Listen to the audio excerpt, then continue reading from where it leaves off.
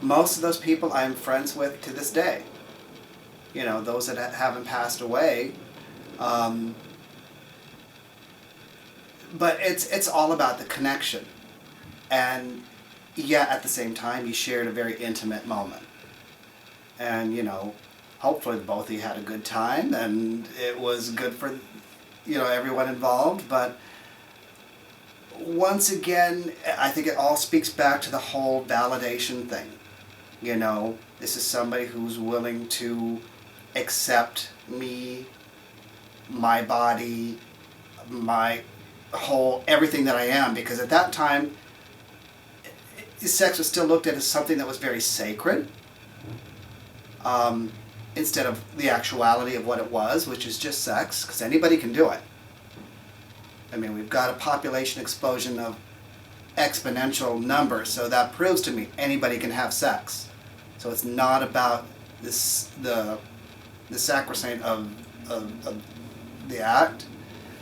I think it goes more to a mental sort of thing, or sort of a mental awakening, a mental validation that works for that. I think that works with most gay men. Figuring out whether you liked it or not. I mean, it's as simple as that. You know, because there's some guys that I'm sure have gone out there and said, oh, I'm a gay man. I know I'm gay. And, you know, the minute that they took it up the ass, they said, no, that's just not me. Well, maybe it's not the sex part that is you, and the sex part doesn't define you. But, you know, and maybe you aren't gay, and vice versa. You know, I know in college that was my experience. You know, I tried having sex with a girl, and I know people are going to kill me for this, but got it in there, it burnt like nobody's business. I knew it was a sign. So, you know, and at that point, I pretty much had known that I was gay anyway, but I kind of got put into a situation, well, you have to sort of follow through with this now, so you have to have sex with this person because they have you trapped out here, and what else is going to happen, and, you know, you lose wood when it burns. I'm sorry. So, I mean, it was a kind of funny story well after the fact, but... you weren't laughing then? No. Spermicidal foams at that time really weren't... Well, they did the job, but I think by burning somebody's dick off. So... So is that what that was? It was spermicidal, like, yeah. No shit. Too much Jesus. spermicidal Oh, foam. wow. I used it in conjunction with condoms and things like that. Dear Lord. And I think I was allergic to it. And it was just like, oh my God, what is happening? Oh my God. No, ow, get off. So, yeah. Is that both you said? I'm a gay man. Yep. Never heard this way going up a butt before, so it's definitely going to stick to that route. So speaking on this topic There's is so many shades of red right now. Singing burn. God, what kind of... Yeah, it's like, is that a metaphor? No, physically burn. No, physically burn.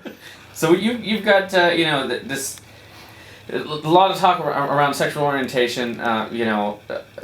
Recently, again, because I think it comes in waves, and people are talking about gay, straight, the Kinsey scale and this and that, and you said, some of the people going to the bathhouse were straight. There's those out there that would say, well, how could they be if they... And... Because they didn't care where the sex came from.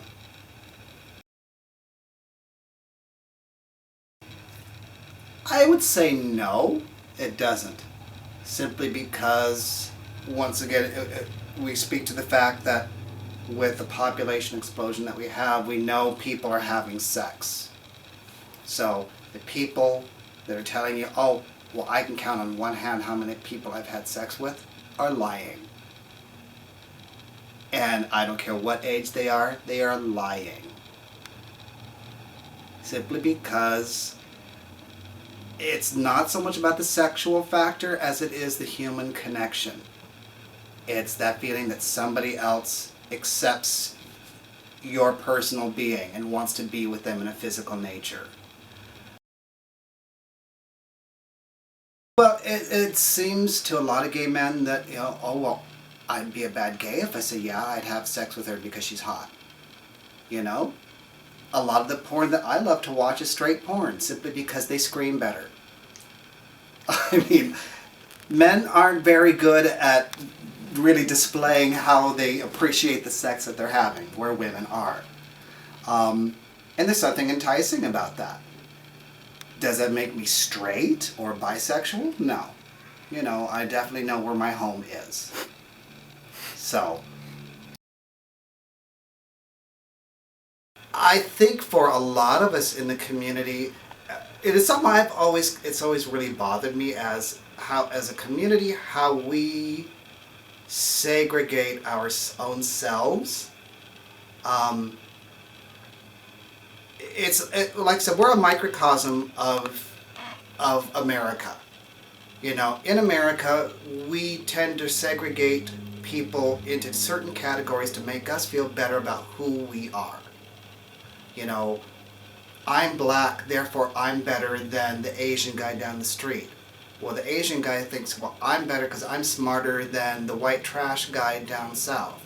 And the white trash guy thinks he's better than all of North America because we're just nothing but aggressive. And so we find all of these excuses to make ourselves feel better, or feel that we are better than somebody else. And the gay community is so guilty of that. You know, you couldn't possibly want to go home with a drag queen because, well, they wear women's clothes. Well, hello, do you think I'm going to wear that shit to bed? And for what I paid for it? Hell no. Same thing with the leather guy. You know, at the end of the night, it's all got to come off to get to it anyway. You know, to some degree, they've got some very creative costumes that, you know, can kind of accentuate those things. I mean, you have all of those things within the community. You have, you know, within your lesbian community, the Boldyks versus the lipstick lesbians, or the professionals versus the social activists. Or, I mean, in each one of these groups is trying to define themselves by the community that they represent instead of figuring out who they are as an individual. And I think when people really sit back and do that, they'll realize a lot of the harm that they've done to people around them, unknowingly, because they were just trying to make declarations that they didn't know the first thing about. Both cities, I worked a lot across the different communities. What were both cities? Well, Tacoma. I was Empress of Tacoma and Empress of Seattle.